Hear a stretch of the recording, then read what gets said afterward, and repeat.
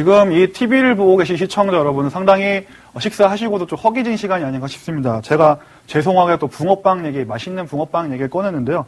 지금 뭐 TV를 보시는 분들이 왜 경제기사 얘기하다가 갑자기 붕어빵 얘기를 할까? 많이 좀 놀라시는 분들도 있을 거고, 왜 저러나 하고 싶으신 분들도 있을 겁니다. 붕어빵이라는 그런 장사 안에도 여러 가지 경제 부분이 담겨 있기 때문에 그런 건데요. 여러분들 지금 뭐 겨울이라서 많이 추우신데 주위를 둘러보셔도 붕어빵 가게가 그렇게 많지는 않을 겁니다. 이 몇 년 전에 비해서 붕어빵 가게가 상당히 줄고 있는데요. 사실 저희가 붕어빵을 먹을 때 머리로 먹느냐 꼬리로 먹느냐 가지고 사람의 성격을 판단할 정도로 이 국민 간식인 붕어빵이 왜 점점 줄고 있을까요? 오늘 주식 읽어준 남자는, 경제기사 읽어준 남자는 이 부분에 대해서 천천히 설명을 드리도록 합니다. 그리고 제일 먼저 중요한 부분에 대해서 말씀을 드릴 건데요. 피터 린치는 이런 말을 했습니다. 저희가 피터 린치 실제로 생활을 살아가면서 얻을 수 있는 아이디어에 투자 아이디어가 숨어 있다. 따라서 피터 린치는 어떠한 기업을 분석을 할 때도 직접 백화점 매장을 방문해서 그 브랜드를 직접 보고 그 상품을 파는 사람들의 표정 하나하나를 보고 이 상품이 잘 될 것이다, 안 될 것이다 판단했다고 합니다. 이러한 부분은 피터 린치의 14번째 주식 투자 원칙으로 담겨 있습니다. 어떤 기업의 매장을 좋아하게 되면 그 주식을 사랑할 가능성이 높다.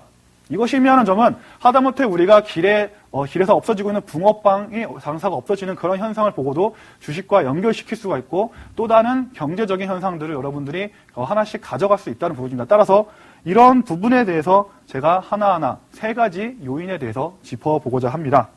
자, 기사를 잠깐 이제 보여드리면요. 최근 들어서 붕어빵 가게 아까 말씀드렸다시피 서민들의 대표 간식이 사라지고 있다. 노점상의 호떡 노점상은 길거리에서 쉽게 발견할 수 있지만 유동인구가 많은 곳을 제어하고는 찾기가 힘든 상황이다.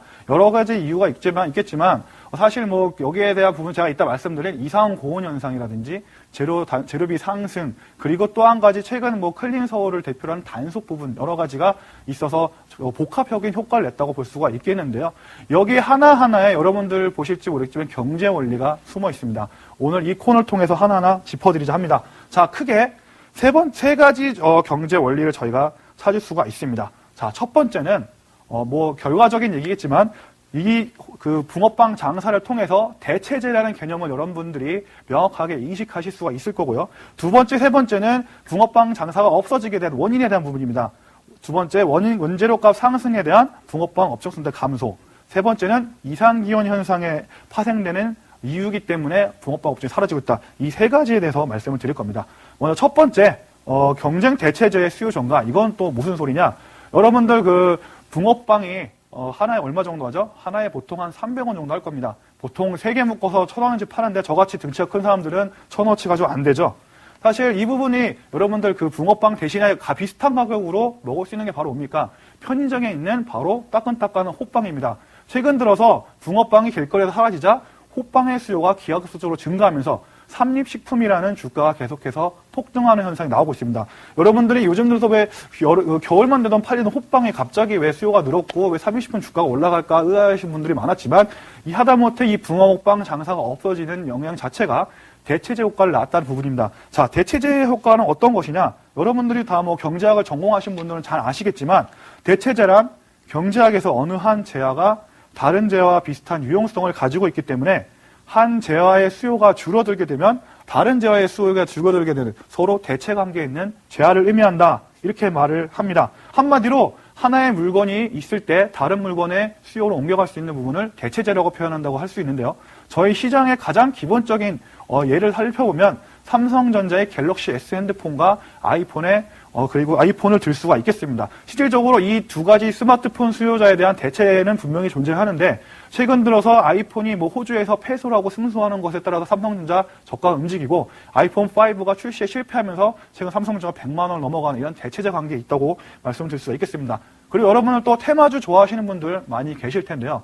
테마주 투자를 하다 보면 항상 얘기 나오는 것이 있죠. 바로 돼지고기와 그리고 닭, 그리고 해산물의 이런 대체제 관계입니다. 실질적으로 구제역이 발생하게 되면 아시겠지만 그리고 해산물 관련주라든지 그리고 닭 관련주들 하림이라든지 그리고 사조, 사림 이런 종목들이 급상승하는 모습을 또 찾을 수가 있고요. 반대로 조류독감이 일어나게 될 경우에는 조류독감의 수요가 돼지고기라든지 다시 한번 해산물로 옮겨갈 수가 있기 때문에 그 반대되는 해산물과 돼지고기에 관련된 종목들이 급상승하는 그런 대체적인 관계를 여러분들이 테마주를 통해서 아마 확인하실 수 있을 겁니다. 지금과 같이 붕어빵이 길에서 사라지는 이 시기에서 대체적인 호빵의 수요가 붕어빵 수요까지 지금 값이 겹친 상황이고요. 이런 부분들이 테마주지만 비록 테마주지만 삼립식품의 주가를 올라가게 했다는 부분을 생각해 보면 여러분들이 길에서 하다못해 투자하실 수 있는 기회를 하나 정도는 놓치지 않았나. 그리고 앞으로는 좀 더 이해할 수 있지 않나 싶습니다. 자, 두 번째부터는 조금 더 심오하게 얘기를 들어가 볼까 합니다. 원재료값 상승에 대한 붕어빵이 지금 감소하고 있다. 원재료값 상승 때문에 붕어빵이 감소하고 있다는 얘기인데요. 여러분들 장사, 한마디로 가볍게 얘기하면 장사고 좀 거창스럽게 얘기하면 바로 기업 활동인데 이것을 하는 이유가 과연 무엇일까요? 사회 봉사하기 위해서? 말 그대로 사회 책임을 다하기 위해서? 아닙니다. 바로 내 주머니에 있는 돈을 벌기 위해서죠. 왜냐하면 사람은 이기적인 존재이기 때문입니다. 그러면 돈을 어떻게 벌어야 되냐? 돈의 이익 구조는 매출에서 비용을 빼면 됩니다. 상당히 어려운 그런 경제 개념들이 있지만 매출에서 비용, 하다못해 자본 비용, 이자 비용, 영업 비용을 제외하고 남는 것이 바로 세전 순이익이다 이렇게 말씀드릴 수가 있겠습니다. 따라서 기업 행위나 물론 CEO의 경영 활동이 상당히 어렵긴 하지만 기업의 영업이익을 최대치로 끌어올리는 CEO가 가장 경영을 잘하는 그런 CEO라고 볼 수가 있겠고요. 이러한 곳에도 여러 가지 전략이 있죠. 매출을 극대화시키는 것이 바로 박리담의 전략이다. 이렇게 말씀드릴 수가 있겠고 비용 부분을 최소로 감소시키는 것이 기업이 가장 힘들 때 통과할 수 있는 바로 구조 경영이라든지 긴축 경영 이것을 통해서 영업이익을 증가시키는 두 가지 안건이 있다 말씀드릴 수가 있겠습니다. 자, 그러면 반대로 장사가 안 되는 경우는 어떨까요? 매출이 감소하거나 간단하게 이익이 재료비가 증가할 때를 의미합니다. 그럼 매출이 감소할 때를 붕어빵에 비교를 해보자면 하다못해 목을 자리 잡아서 지나가는 유동인구가 없거나 아니면 춥지가 않아서 사람들이 많이 먹지 않았을 경우에 매출이 감소하니까 영업이익이 감소하겠죠. 나머지 또 한 가지는 비용이 증가할 텐데 여러분들 비용이 언제 증가합니까? 비용이 증가할 때는 붕어빵 장사는 인건비라든지 또 매장에서 나가는 점포비가 따로 있지 않습니다. 그렇게 그게 의미하는 것은 결국 재료비의 상승만이 붕어빵의 가격에 이익을 줄어들게 만드는 것이고 사람들에 있어서 그것에 진출하는데 많은 어려움을 겪게 만든다는 점입니다. 실질적으로 제가 좀 공부를 해봤습니다. 붕어빵에 뭐가 들어가나 좀 살펴봤더니 여러분들 다 아시는 팥 앙금 그리고 달걀, 베이킹 파우더, 찹쌀가루, 설탕 이런 것들이 들어갑니다. 이거를 대분류로 나누면 팥, 밀가루, 설탕 등 이렇게 세 가지 식제품들이 많이 들어가는데 최근 들어서 식제품들이 많이 상승했기 때문에 붕어빵의 영업이익을 떨어뜨렸고 이 부분이 매력적인 사업으로서의 붕어빵의 가치를 좀 떨어뜨렸다고 말씀드릴 수가 있겠습니다. 실제적으로 이 부분 중에 가장 많이 들어가는 밀 가격 같은 경우에 최근 들어서 국제 곡물 가격의 고용 행진과 더불어 1톤당 수입 가격이 279달러에서 지금 411달러로 50% 정도 급증해 있는 상황입니다. 여기에 대한 그 근본적인 원인은 두 가지죠. 이따 말씀드릴 이상기후 현상과 또 한 가지 여러분들이 제일 잘 알고 계신 미국의 QE2, 1 양적 완화에 대한 부분입니다.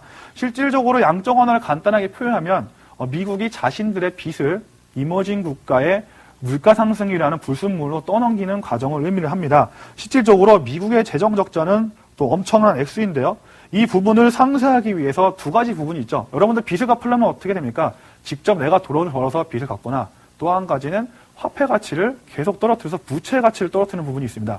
양적 완화가 의미하는 것은 바로 부채 가치를 떨어뜨려서 자신들의 빚을 양을 계속해서 줄여가는 과정이고요. 이런 부분들이 물론 증시에는 상당히 도움이 됐을지는 모르겠지만 실질적으로 우리가 생활 살아가는 데는 상당히 어려운 이머징 국가 서민들에게는 어려운 부분으로 전가가 되고 있다. 이런 부분들이 또 좀 영향을 주고 있다는 부분인데 실제로 그 달러 가치라든지 그 화폐 가치가 하락을 하게 되면 사실 눈에 보고 쥘 수 있는 현물성 자산에 대한 가격은 올라가게 됩니다. 왜냐하면 화폐는 휴지 쪼개야 되기 때문에 사람들은 눈에 쥐고 있는 걸 하다못해 먹을 수라도 있고 팔 수도 있지 않습니까? 그래서 최근 들어서 화폐 가치가 떨어지는 것과 더불어 급상승을 했던 것이 바로 금과 은 가격 같은 비금속이고요. 또 아연과 같은 비철금속, 아까 말씀드린 밀과 같은 부분, 밀과 같은 곡물 가격들이 계속해서 상승하고 있다는 부분입니다. 실질적으로 밀 가격이 상승하게 된 배경에 여러분들 보시겠지만 이제 CRB 지수라고 해서 국제 곡물 가격을 인덱스로 만들어 놓은 차트로 만들어 놓은 부분인데요. 실질적으로 양적 완화가 시행된 09년도 초반부터 지금 약간 꺾여 있지만 CRB 지수가 계속해서 올라가는 모습을 보이고 있고요. 반면 달러 가치는 이와 반대로 계속해서 화살표를 제가 표시를 해놨습니다만 하락하는 이 반대의 상황을 만들어주고 있습니다. 실질적으로 이러한 부분들, 투기 자금들이 이러한 게임세를 채고 미리 다 현물성 자산, 그러니까 아까 말씀드린 곡물이나 뭐 귀금속 자산에 붙었기 때문에 계속해서 오히려 더 상승폭이 더 커졌던 거고요. 실질적으로 아까 말씀드린 달러 가치는 더 하락하는 이런 레버리지 효과를 낳았다고 말씀드릴 수 있겠습니다. 이러한 기초 자산들의 상승은 물가 상승을 유발했고, 여러분들 아실지 모르겠지만 이번에 북아프리카 그 정정 불안도 이번 물가 불안정이 났다고 볼 수가 있겠습니다. 서민들에게 가장 먹고 사는 문제가 주가 되기 때문에 여러분들 프랑스 대혁명이라는 것도 그 전에 물가 상승이라는 부분이 있었기 때문에 사람들의 불만으로 이어졌고 정치적인 불안정을 낳았던 거고요. 우리나라 같은 경우도 정치권들이 이를 너무나 잘하고 있기 때문에 어떻게든 물가를 딱 하고 내리라는 정부의 노력이 있었습니다. 실질적으로 그 농심이라는 종목 여러분들 잘 아시겠지만 농심은 어떤 회사입니까? 라면을 파는 회사죠. 라면이라는 것은 서민들이 먹고 사는데 가장 중요한 부분인데 라면의 주가가 오르게 되면 서민들의 삶이 위태롭게 됩니다. 그러면 정치에 대한 불만을 심을 수가 있기 때문에 계속해서 그런 물가적인 상승 부분, 여러분들 잘 아시지만 물가 관리 품목이라고 있죠. 그 안에 들어가는 대표적인 라면이라는 상품의 가격을 눌러놨기 때문에 농심 주가가 거의 2년 동안 상승하지 못하고 플러스 10, 마이너스 10 계속해서 횡보하는 지금도 그 과정 속에 있는 부분들입니다. 따라서 이런 정치적인 부분들까지 다 연관이 되어 있었지만 결국은 올해 하반기 물가 상승 압박을 이기지 못하고 공공요금 인상시키지 않았습니까? 이제부터는 좀 그런 부분들이 많이 한국전력의 그런 전기 사용비도 그렇고 압박을 겪어내지 못하면서 물가 상승으로 이어지게 됐고, 이런 부분이 하다못해 구멍가게인 붕어빵 장사까지 영향을 끼치게 되는, 이렇게 서민들의 삶까지 끼치게 되는 그런 입체적인 구조가 있다. 여러분들이 좀 생각을 하시면 될 것 같습니다. 그리고 마지막인데요. 마지막은 이상기후 현상에 대한 부분을 좀 말씀드리고 싶습니다. 이상기후 현상은 다 아시겠지만 하루아침에 끝나는 문제가 아니죠. 저 같은 경우도 아침에 나설 때 겨울 코트를 사실 어제 이제 주말에 상당히 추웠을 때 그제서야 겨우 꺼내 입었습니다. 11월 달 날씨만 하더라도 거의 가을 날씨였고요. 이번 여름만 해도 상당히 또 서늘한 적도 있고 상당히 더운 적도 있고 폭우가 심했는데요.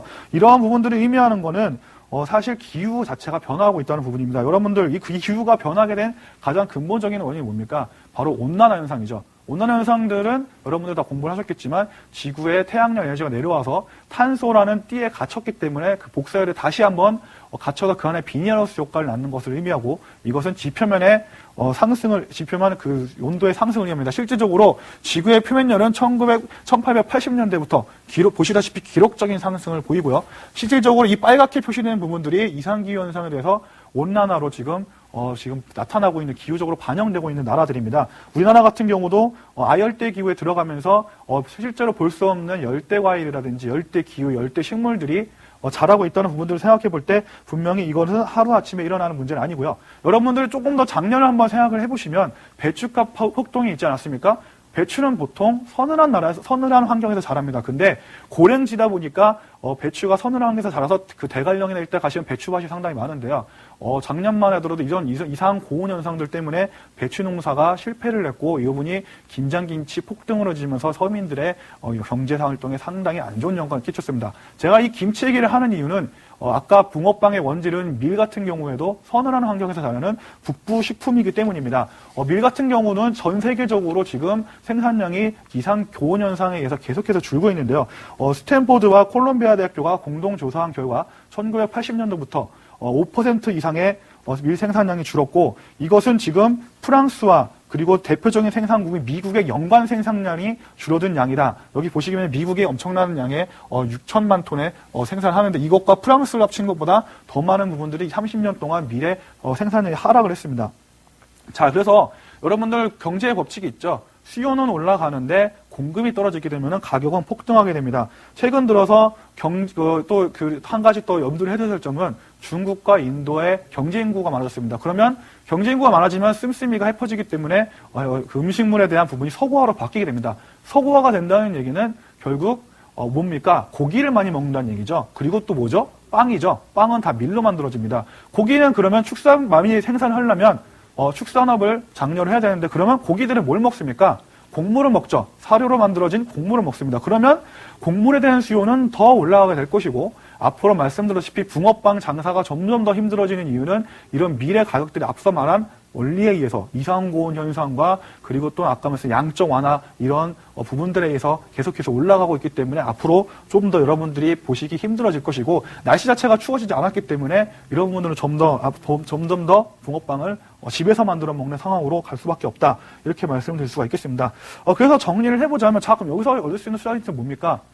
결국 곡물이 계속해서 필요로 하는데 이상고온 현상에서 작황을 잘 못하게 된다면 성능이 좋은 비료를 쓸 수밖에 없습니다. 남해화학이라는 비료 업종이 최근 들어서 비료 가격 치킨 게임에 들어가서 가격적인 측면이 반영이 안 되고 있지만 사실 남북한 회담을 통해서 비료 지원이 이루어져서 재고 물량이 나가게 된다면 이런 사료와 관련된 업종들은 앞으로 식량 그런 가뭄과 더불어서 하나의 트렌드로 분명히 잡을 수 있는 부분들이 또 있을 거고요. 또 한 가지는 중요한 부분들은 아까 이제 밀 가격과 관련해서 곡물 관련 펀드들, 조지 소로스가 계속해서 얘기하고 있습니다만, 그 곡물 가격 펀드들의 그 주가 수익률은 보통 인덱스 그런 코스피나 다른 인덱스에 대비해서는 좀 더 아웃퍼폼할 수 있는 부분들이 분명히 있다. 그리고 또 한 가지 양적 완화의 부분에서 생각을 해봤을 때 미국은 어차피 부채를 줄여야 되는 상황이기 때문에 인플레이션과 관련된 종목들, 비철금속, 귀금속, 곡물과 관련된 종목들 뭐가 있습니까? 다들 생각해 보시면 아실 겁니다. 이들 관련 업종들은 주가의 등락은 있겠지만 결국 장기적인 패턴을 가지고 갈 수밖에 없다 이렇게 말씀드릴 수가 있겠습니다. 그래서 붕어빵으로 얻은 결론 저희가 한번 정리를 해보자면요. 첫 번째, 대체제에 대한 개념들 여러분들 공부를 하셨었고요.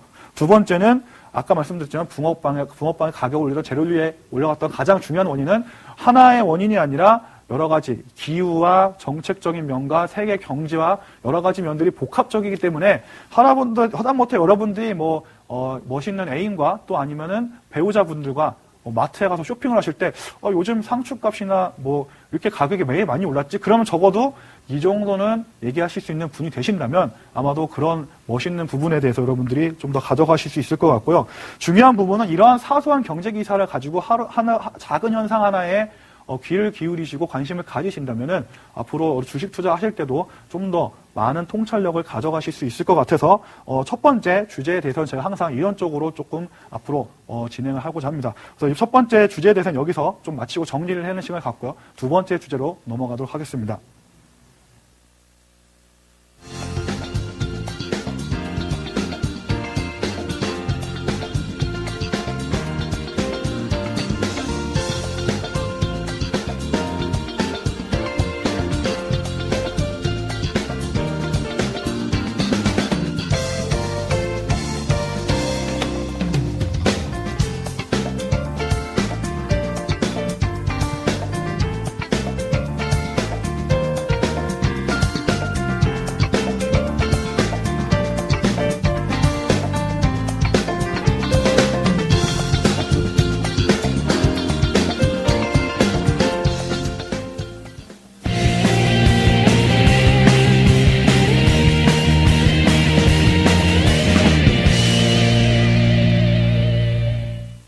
예, 이게 생방송이 묘미겠습니다만 제가 좀 시간을 맞추려다 보니까 처음에 붕어빵을 좀 급하게 먹었던 것 같습니다.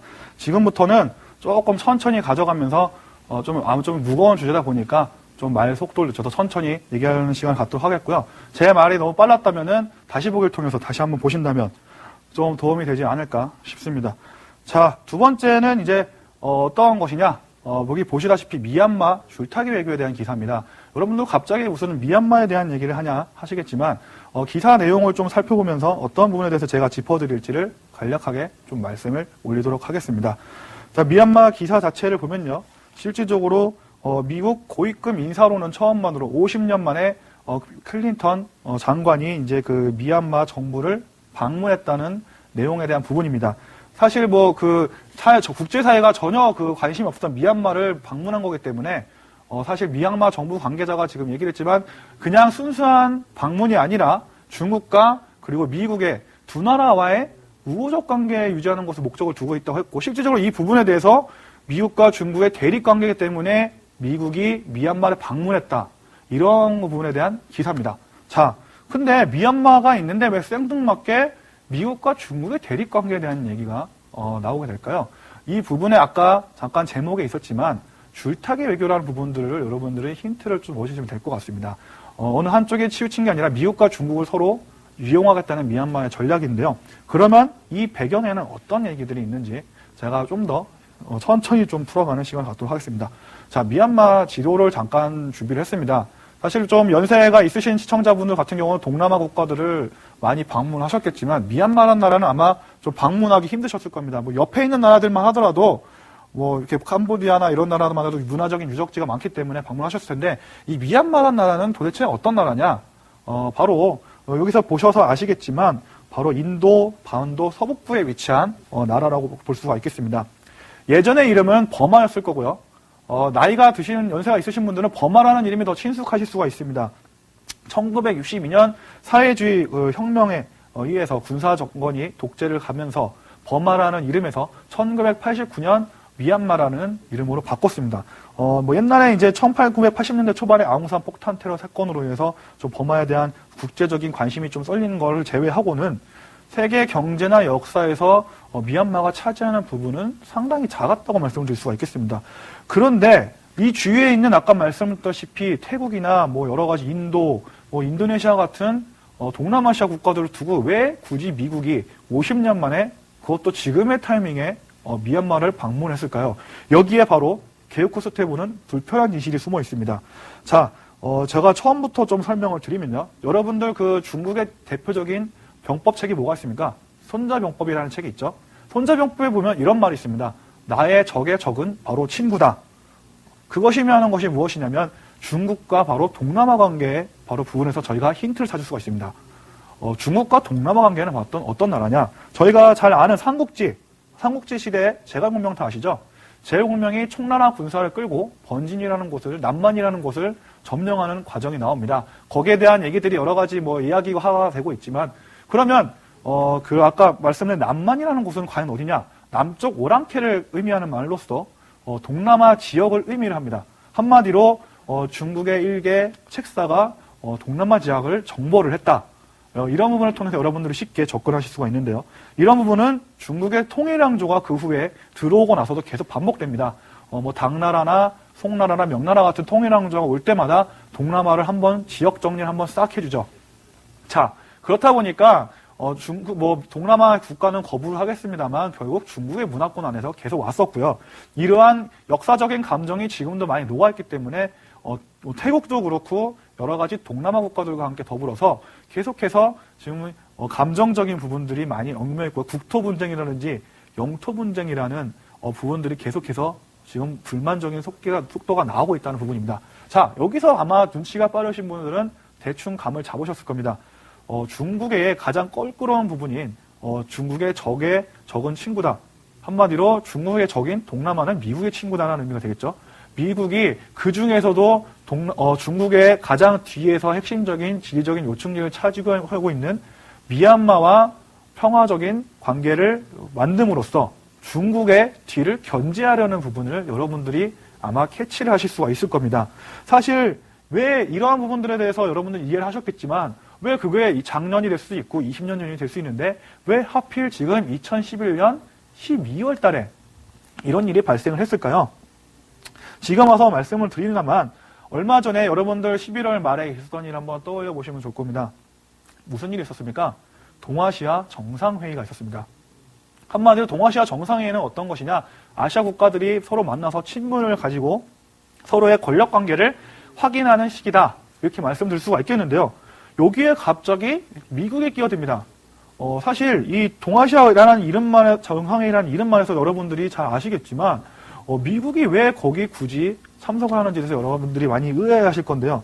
사실 여기에 대해서 또 논점이 있었던 부분입니다. 미국 중심의 TPP, 환태평양 경종 동반화 협정에 일본을 가입시킬 것이냐, 아니면 아세안 플러스 6 중국이 중심이 되는 여기에 일본이 가입할 것이냐에 대해서 일본이 갈등한다는 기사 여러분들이 지나가다가 얼핏 보셨을지 모르겠지만 이런 부분의 기사와 미얀마에 대한 기사가 서로 연결되어 있다는 부분들을 여러분 찾아야 됩니다. 자, 과연 그럼 TPP라는 무엇이냐?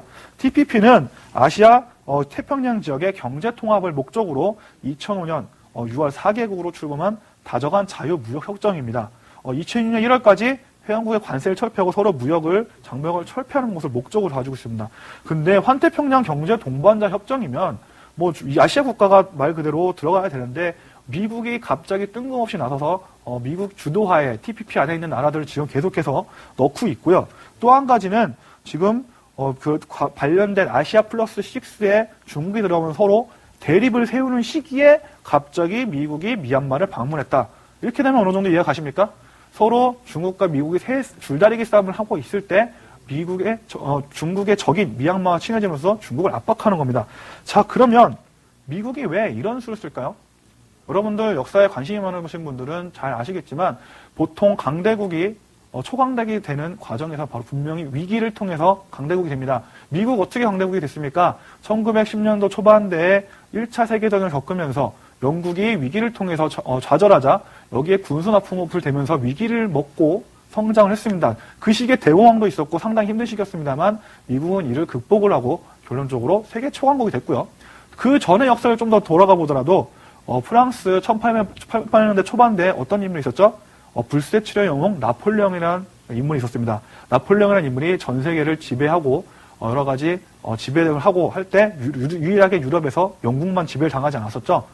대륙 봉쇄령이라는 특단의 조처를 쓰면서 영국은 상당히 힘들었습니다. 하지만 나폴레옹을 웰링턴 공작이 결국 이기면서 전세가 역전되면서 영국이 초세계 초강국으로 위기를 먹고 자라났다. 이렇게 볼 수가 있겠습니다. 그러면 지금은 어떻습니까? 지금 어떻게 부르죠? 저희가 지금 이 사태를 유럽 위기라고 부르고 있습니다. 유럽 위기에서 위기에 빠진 상황에서 지금 중국의 EFSF안이 간절한 도움의 손길을 원하고 있죠. 한마디로 힘 있는 쪽은 어느 쪽입니까? 중국이 이 위기를 먹고 성장할 수가 있기 때문에 미국이 지금 정치적, 외교적으로 이 부분을 제어하려는 부분도 분명히 계산 중에 있다라는 부분입니다. 자, 그러면 정치적인 부분과 제가 외교적인 부분에 대해서 지금 언급을 드렸는데요. 그럼 이 부분도 제가 해석을 해드리도록 하겠습니다. 자, 다음에 보여드릴 사진은 여러분들이 잘 아시는 분입니다. 요즘 좀 농담 삼아 말씀드리면 간디 작사 이런 말이 나오는데 좀 어떻게 보면 간디랑 비슷하게 생기신 분일 수가 있습니다. 자, 달라이 라마라는 분인데 누구랑 있죠? 오바마 대통령과 회담을 하는 모습입니다. 자, 티베트라는 나라의 정신적인 지주인 달라이 라마가 왜 오바마를 만나고 있을까요? 여기에 대해서도 좀 눈치가 빠르신 분들은 눈치채실 수가 있을 겁니다. 티베트는 어떤 나라입니까? 중국의 소수민족으로서 중국에 대항하는 나라입니다.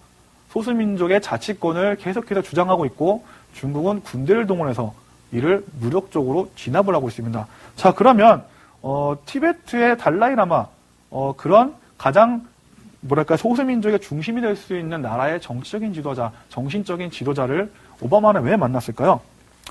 말 그대로 아까와 일맥상통하는 부분입니다. 정치적으로 중국이 아픈 부분을 건드리면서 견제를 하려는 부분인데요. 사실 지금 잠깐 자료가 잠깐 제가 준비했는데 빠졌습니다만 중국은 91.5%의 한족, 순수혈통, 중국 민족을 이루고 있는 말 그대로 한족이 있습니다. 그리고 나머지 9%는 여러 개의 소수민족, 그리고 자치성으로 지금 이루어져 있죠. 저희 조선족만 하더라도 조선족 자치구가 따로 있습니다. 만주 지역에 따로 있듯이 여러 개 장종, 티베트족 이름을 처음 들어본 소수민족들이 각자의 영토를 차지하고 중국의 지배를 받고 있는데요. 중요한 점은 만약에 미국이 달라이라마를 건드려서 물적인 지원을 해주거나 정치적인 지원을 해주게 돼서 티베트가 독립에 성공하게 되면 중국은 엄청난 혼란에 빠지게 될 겁니다. 왜냐하면 영토의 광활한 대부분을 소수민족이 차지하고 있고요. 인류의 10%라고 치면 그러면 중국 인류를 15억으로 봤을 때 1.5억의 내수 인구가 빠져나가는 겁니다. 그럼 여기서 조금 더 생각을 해보면 아까 동남아시아에 대한 중국의 지배권에 대해서 아직도 지금 일본과 지금 싸우고 있는데요. 여러분 동남아시아 국가는 거의 화교들이 상업적으로 지배하고 있다는 것을 아마 대부분은 다 알고 계실 겁니다. 화교들이 거기 상권을 완전히 장악을 하고 있는데 얼마 전까지 일본 국가들이 동남아 기업에 진출을 해서 기업을 만들고 상품을 만들고 중소기업을 만들고 하다가 화교들의 그런 세력의 반발에 부딪혀서 어느 정도 크게 안 좋은 쪽 영향을 받았던 부분을 생각을 해볼 수가 있고 이러한 터세 때문에 우리나라에 무력하시는 분들도 상당히 곤란을 겪고 있습니다. 그만큼 중국의 지배력이 센데 소수민족 하나 제대로 컨트롤 못하는 중국의 모습을 보인다면 결론적으로 말씀드렸다시피 동남아 지배권에 대한 부분이 날아가게 되고요. 이것이 의미하는 것은 중국이 정치적으로 동아시아 국가를 맹주가 될 수 없다는 부분을 스스로 인정하는 꼴이 되기 때문에 상당히 민감한 부분 중에 하나다. 따라서 미국은 정치적으로 이런 부분을 이용하고 있다. 그래서 중국의 간담을 서늘하게 함으로써 중국이 더 앞으로 뻗어나가지 못하게 만드는 부분이고, 아까 미얀마도 계속해서 말씀드립니다만 결국 표면상 기사는 몇 줄 안 나왔습니다만 이런 숨은 뜻이 분명히 숨어 있는 겁니다. 자, 그러면 여기서 또 한 가지 외교적인 부분에 대한 압박을 또 뺄 수가 없는데요. 자, 얼마 전에 이런 일이 있었습니다. 미국 하원에서 F-16 신유의 전투기를 대만에 판매하는 법안을 통과시켰습니다. 자, 미국은 어떠한 자신들의 신무기를 팔 때 법안에 통과시키는 제도를 가지고 있을 정도로 신무기를 왜 법안을 통과시킵니까? 말 그대로 신무기이기 때문에 해외에 팔게 되면 물론 돈을 얻을 수 있겠지만 자신들의 국력이 소진되게 됩니다. 따라서 아무한테나 신무기를 팔지 않고 조금 철 지난 전투기나 뭐 그런 탱크들을 파는데요. 대만에겐 유독 신무기를 지원을 해줬습니다. 판매를 하겠다고 했습니다. 이것은 또 무슨 의미일까요? 자, 대만은 어떤 나라입니까? 잘 아시겠지만 장제스가 이끌던 국민당이 중국의 공산당과 국공합작 이후에 일제의 그 잔재를 밀어내고 그 공산당의 역습에 벼트내지 못하고 결국은 중국 땅에서 쫓겨나서 대만이라는 조그마한 나라에다가 자유민주주의 공화국을 만들었습니다. 자, 그만큼 서로 적대적인 관계다 이렇게 말씀드릴 수가 있겠는데요. 여기서 좀 더 파고 들어가 보면 중국이 왜 그렇게 조그마한 땅덩어리 하나에 대만과 나를 세우면서 그렇게 집착을 할까? 이 부분에 대한 키를 해석할 수가 있습니다. 그만큼 미국의 그런 전투기 공급에 대해서 상당히 안 좋게 생각하는 부분이 있는데요. 자, 무슨 말이냐? 여러분들 신의 혁명이라는 말 아마 역사 시간을 통해서 공부를 하셨을 겁니다. 한마디로 뭐 제1혁명이라고 해서 성룡이 이제 그런 신의 혁명이라는 영화를 찍기도 했었는데요. 이 혁명을 통해서 청나라 정부가 멸망을 하고 2000년 동안 왕권 전제 정치가 끝나게 되고 말 그대로 중화인민사상의 말이 되는 중화민국이 탄생하게 됩니다. 여기서 새로운 정치 체계인 공화정치의 기초가 이루어졌다고 얘기할 정도로 상당히 중국 역사에는 정치적으로 중요한 부분이었습니다. 자, 그러면 이 신의 혁명을 누가 이끌었냐면 순원이라는 사람이 이끌었습니다. 순원이라는 이름은 아마 한두 번쯤은 들어보셨을 텐데요. 그러면 이 순원은 누구냐? 바로 장제스가 이끌던 국민당을 만든 사람이고요. 순원의 정치적인 자산이 국민당으로 계승이 됐기 때문에 정치적인 명분을 가지고 있습니다. 자, 그러면 전제 정치를 타파하고 공화정을 만든 그런 그런 신의 혁명의 정신을 가지고 있는 국민당, 말 그대로 정당성은 공산당 쪽보다는 국민당에 더 있다고 보겠죠. 자, 그러면 공산당 입장에서는 명분이 없는 트라우마를 가지고 있기 때문에 유독 더 대만에 집착하는 겁니다. 실질적으로 자, 비유컨대 삼국지를 보시면 아시겠지만 유비가 사실 조조나 다른 이제 오나라 송건에 비해서 뛰어난 건 하나도 없습니다. 근데 나관중이 인정하는 부분은 딱 한 가지죠. 바로 유비는 황숙이었습니다. 말 그대로 정치적인 정체성을 가지고 있었기 때문에 명분성을 가지고 있었기 때문에 명나라 시대 사람들은 유비의 편을 들었던 거고요. 이런 것이 의미하는 것은 말 그대로 얼마 전 1990년대 중국과의 외교가 수교되기 전까지 중국은 중국과의 외교를 하지 않고 다 명분과 실리는 대만과 교역을 했었고 실제로 우리나라도 대만과 교역을 했다가 중국의 힘이 커지니까 대만과 단교를 하는 상황까지 지금 가 있는 상황입니다. 자, 그러면 이렇게 해석을 해보면 이해가 가시겠죠? 이렇게 민감한 대만에 무기 지원을 했다는 얘기는 중국을 공격하는 걸 지원하겠다는 얘기고 중국의 아픈 상처 달라이라마 대만 건드렸다는 얘기입니다. 자, 그렇게 중국의 약점을 잘 알고 있는 미국이 왜 이렇게 전방위적으로 압박을 했고요. 아까는 힘의 논리를 통해서 말씀을 드렸지만 제일 중요한 부분은 세 번째 바로 경제 논리입니다. 자, 경제 논리의 가장 중심이 되는 부분은 뭐냐? 다 아시겠지만 무역 환율 전쟁으로 비춰지고 있는 바로 위안화 절상에 대한 부분입니다. 자, 위안화 절상에 대한 부분 여러분 잘 아시죠? 위안화가 평가 절하되면 절하될수록 중국의 공산품은 훨씬 더 싸지기 때문에 미국에 더 많이 수출이 되고요. 그렇게 되면 가격 경쟁력에서 밀린 미국 공산품들은 팔리지 않게 됩니다. 그것이 의미하는 것은 미국 제조업의 하락을 의미하고 퇴락을 의미하는 거죠. 미국 제조업이 퇴락하게 되면 어떻게 됩니까? 결국 제조업이라고 하는 것은 다산의 중산층을 만들어낼 수 있는 일정 금액과 급여를 건전하게 지급하면서 금융과는 다릅니다. 금액과 급여를 지불하면서 소비를 안정적으로 할 수 있는 중산층을 만들어낼 수 있는 가장 기초적인 경제 단위의 하나입니다. 자, 이 제조업이 중국에 의해서 영향을 받고 있는데요. 실질적으로 대중무역수지 한마디로 중국에 났던 빚이 계속해서 지금은 조금 꺾인 추세지만 10년을 통해서 계속해서 증가한 추세를 보고 있습니다. 대중무역 적자를 제가 자료를 준비했는데요.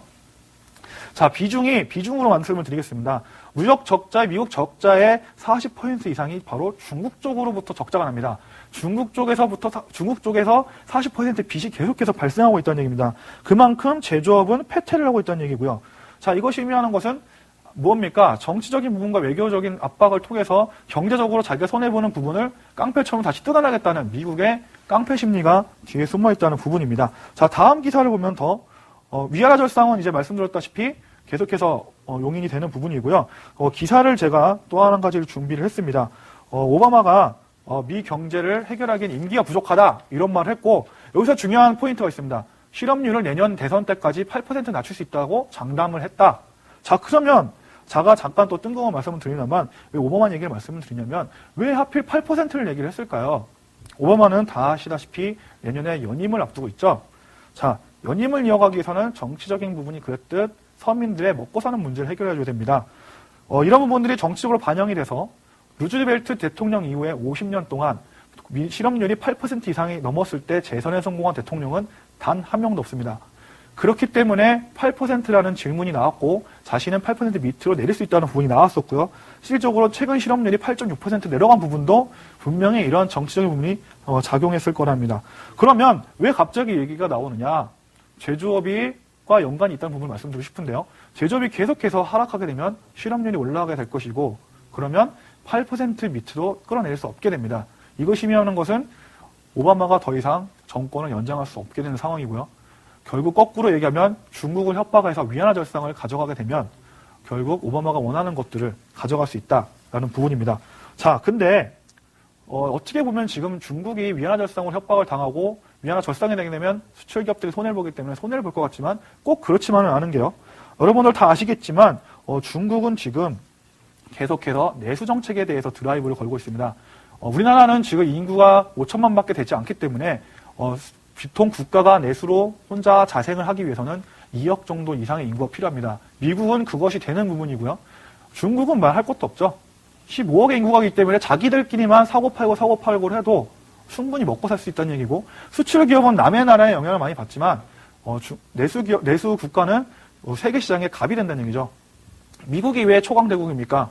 미국이 다른 나라의 물건을 다 사주는 소비국가이기 때문에, 내수국가이기 때문에 다른 수출국가들의 갑이 되는 겁니다. 그래서 중국이 이걸 알기 때문에 내수 전환의 체제를 계속해서 가져가고 있고요. 내수 소비를 부추기는 정책들을 계속해서 지금 내고 있습니다.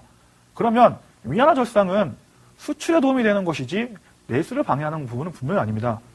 화폐 가치가 세진다는 얘기는요, 자국 국민들이 소비를 할 때 더 많은 것을 살 수 있다는 것을 의미를 하고, 이러한 부분이 중국의 전략과 잘 맞기 때문에 반대로 가는 현상은 분명히 아니다. 이렇게 말씀드리겠습니다. 근데 그러면 중국도 좋고 미국도 좋은 위안화 절상을 왜 중국은 이렇게 머리를 쓰면서 요리저리 빠져나가려고 이렇게 서로 싸우고 있을까요? 여기에 여러분들이 잘 들어보지 못한 역사적인 비밀이 숨겨져 있습니다. 어디 가서 아마 경제방송을 통해서 듣지는 못하셨을 내용인데요. 자, 중국은 어떤 나라입니까? 중화민주주의. 중화주의라는 것은 자신이 세계 중심이다라고 인정하고 자신이 한마디로 세계의 짱이다라고 자부하는 것을 의미합니다. 우리나라도 그 안에서 갇혀서 지냈었고요. 근데 1800년대 중반에 중국의 이런 자존심을 깨는 사건이 발생합니다. 뭡니까? 서구 열강들이 중국을 침략하면서 중국이 자존심에 엄청난 상처를 입게 되고 100년 동안 역사가 뒤로 후퇴하는 그런 상황을 겪게 된다는 점이죠. 자, 그러면 여기에 가장 핵심적인 역할을 했던 전쟁 하나가 있습니다. 여러분들 잘 아실 텐데요. 바로 아편전쟁이라는 겁니다. 아편전쟁을 어떻게 해서 발생을 했느냐, 그리고 이것이 중국 역사에 어떤 영향을 끼쳤고 왜 지금의 중국의 영향을 중국이 미국과 싸우는데 영향이 있느냐를 좀 해설을 해드리면요. 자, 여기서 19세기 중반 영국과 중국의 무역 구조에 대해서 제가 설명을 드릴까 합니다. 자, 19세기 중반까지나 처음에 영국과 중국이 무역을 시작했습니다. 여러분들 영국에 가면 티타임이라고 있습니다. 일정 1시간 동안 중간에 차를 먹는 시간이 있는데요. 그런 시간이 있는 것처럼 영국 사람들은 차를 상당히 좋아합니다. 그런데 차가 중국으로부터 나왔었고 그것이 불과 수출이 된 지 지금 150년 정도도 안 됐다는 부분을 생각해 보시면 여러분들 깜짝 놀라실 겁니다. 그만큼 그 당시에는 아마 차에 대한 유행과 수요가 훨씬 더 심했을 텐데요. 자, 초기에 어떤 일이 있었습니까? 영국과 중국의 무역 구조를 살펴보면 중국은 영국에게 차를 판매를 합니다. 그런데 당시에 중국의 화폐는 은이었고 영국의 화폐는 근본위 체제였습니다. 중국은 그러면 차를 살 때 영국은 중국에게 은을 지불하겠죠. 영국의 은이 계속해서 차로 바뀌면서 유출이 됩니다. 이렇다 보니까 어떤 현상이 발생하느냐? 은의 가치가 은의 이제 그 물량이 아무래도 유럽에서 계속 줄어들다 보니까 차를 사다 보니까 계속해서 중국으로 나가겠죠. 그러면 가치가 계속해서 떨어지게 되고요. 올라가게 되고요. 금 가격은 오히려 상대적으로 더 많기 때문에 떨어지게 됩니다. 그러면 그것이 의미하는 것은 금 가격이 떨어진다는 얘기는 영국의 근본위 체제의 자산이 계속해서 깎여나간다는 걸 의미합니다. 자, 그래서 영국이 머리를 쓰죠. 중국에 아편을 판매하기 시작합니다. 마약을 판매하기 시작하죠. 자, 그러면서 아편에 도취했던 중독되던 사람들이 중국의 돈을 은으로 다시 지배하면서 중국의 국부라고 할 수 있는 은이 거꾸로 유출됩니다. 자, 그렇다 보니까 경제전쟁이 한마디로 붙은 거죠. 그렇다 보니까 중국 청나라는 반기를 가졌고요. 강하게 저항하다가 바로 무력적인 싸움으로 발생한 것이 아편전쟁입니다.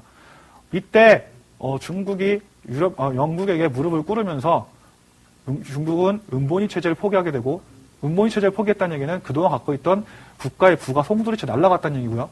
유럽에게 모든 것이 영국에게 전가됐다는 것을 의미합니다. 자, 이러한 부분들이 많이 있기 때문에 유럽과 중국과 관계가 상당히 더 안 좋은 거고요.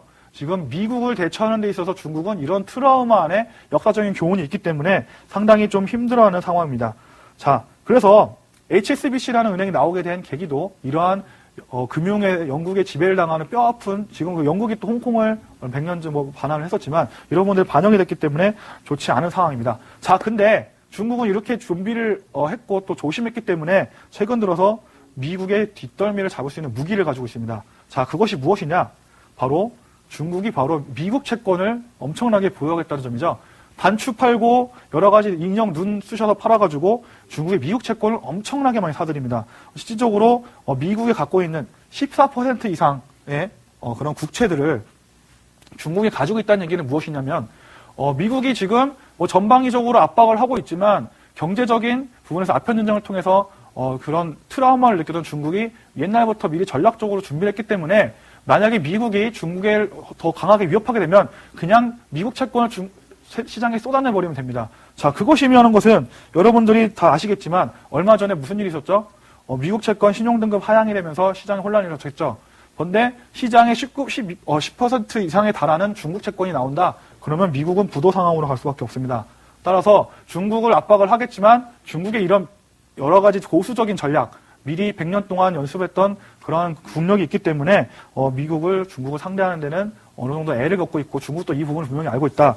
따라서 여러분들이 좀 최근 들어서 또 한 가지 좀 팁으로 말씀드리는 거는 지금 IMF와 미국이 IMF를 통해서 21일 지원하지 않겠다고 하는 것도 중국을 바로 견제하기 때문입니다. 가장 중요한 부분이 미국이 지분을 17% 이상을 가지고 있는데 브릭스 국가를 다 합하면 IMF 지분이 14% 넘어가고요. 그중에 대장은 바로 중국입니다. 따라서 이런 브릭스 국가가 만약에 미국 지분을 넘어서게 되면 IMF 증액을 통해서 유상증자를 하게 되면 지분이 넘어가게 되겠죠. 그러면 미국은 그동안 가지고 있던 권력을 뺏기게 되는 겁니다. 따라서 IMF에 대한 지원은 아마도 이루어지기 힘들 것으로 보입니다. 따라서 제가 조금 끝이 이렇게 많이 짧아졌는데요. 마지막으로 이제 정리를 하면은 지금 미국과 중국의 이러한 미얀마 사태를 통해서 정치적, 외교적, 그리고 경제적인, 그 중에서 경제적인 부분이 원인이 됐기 때문에 미국이 전방위적으로 이걸 압박하고 있는 거고 미얀마는 하나의 현상에 지나지 않는다. 여러분들이 이러한 부분을 이해하시고 신문 기사를 보시면 여러 가지 부분을 이해하실 수가 있을 거고요.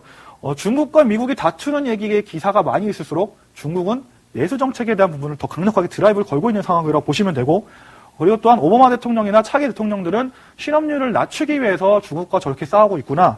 그리고 또 한 가지는 여러 가지 압박을 하고 있지만 중국이 그렇게 호락호락한 상황이 아니고 지금 힘의 균형이 중국 쪽으로 쏠리고 있다. 이게 좀 더 가속화되고 있구나. 이런 쪽으로 좀 이해를 하시면 여러분들이 좀 더 시장을 더 보는데 좀 도움이 되지 않을까 싶습니다. 좀 정리하는 시간 갖도록 하겠습니다.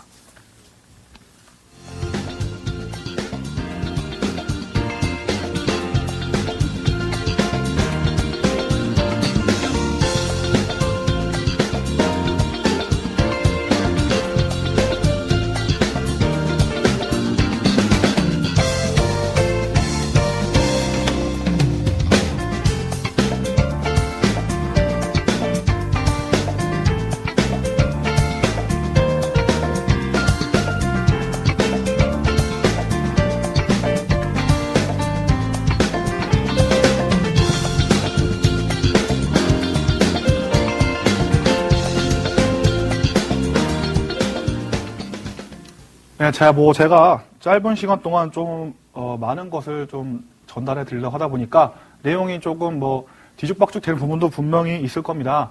근데 제가 한 가지 좀 말씀을 드리고 싶은 거는 이런 부분을 생각하셔야 됩니다. 여러분들이 너무 신문 기사를 맹신하고 있는 것이 아닌가 싶은 부분도 분명히 있는데요. 경제신문은 누가 쓰죠? 누가 씁니까? 경제 기자들이 씁니다. 근데 경제 기자들이 주식에 대한 기사들이나 경제 기사를 쓸 때 과연 그걸 잘 알까요? 잘 모르죠. 전화 걸어서 전문가한테 물어보거나 인터뷰를 하거나 또한 자신이 어느 정도 된다고 생각하는 분들은 자료를 인용해서 쓰곤 합니다.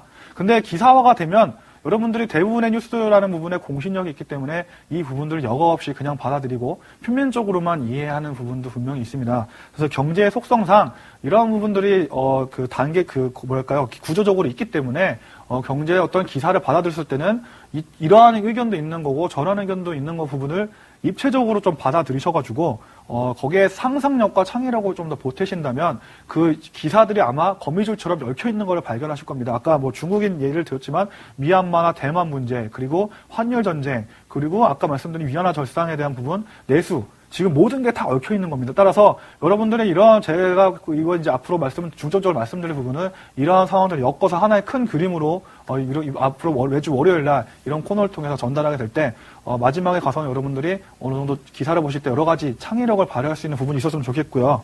아까 처음 기사 같은 경우는 일상생활의 작은 사소한 부분도 지나치지 않는 것이 중요한 것 같습니다. 사소한 부분이 상당히 중요할 때 많이 있죠. 여러분들 오늘 월요일 밤이지만 사소한 데서 행복감을 느끼시고 좀 편한 시간 보내셨으면 좋겠습니다. 감사합니다.